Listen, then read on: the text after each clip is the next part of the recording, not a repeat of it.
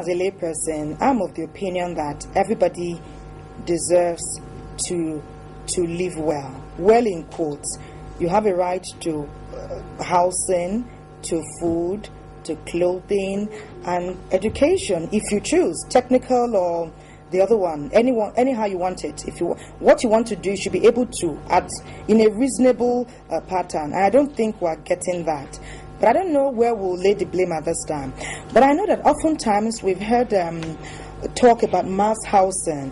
In fact, there's hardly any government, state or federal, that hasn't talked about when they're campaigning or while they're there, big structures coming up, but there's much talk about how we want to give Nigerians better opportunities. We want them to live well, we want them, So I don't know, how has that translated into progress for people?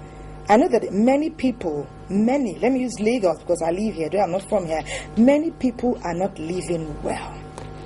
Okay, I would, in the words of the great economist, Nigerian great economist, Pius Okibo, he said that the people suffer when amateurs become teachers. The people suffer when amateurs become teachers. Yes. Mass housing is a credible scheme, and it is interesting, and I support the fact that it's always on the front burner of almost every government.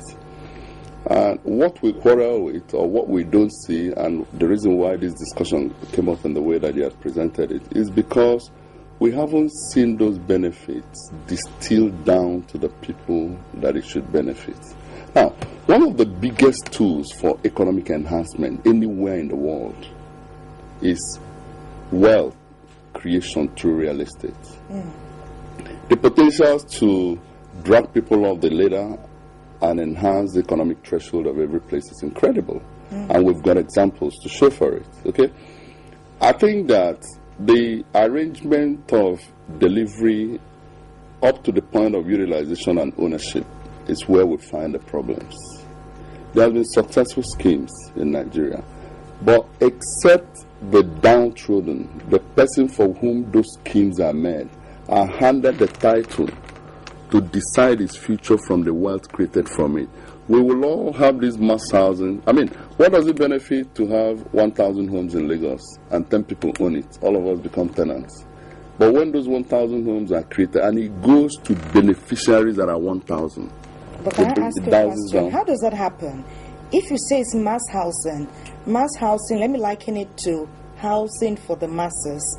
That's like 90% or over 95% of Nigeria's population. So what happens?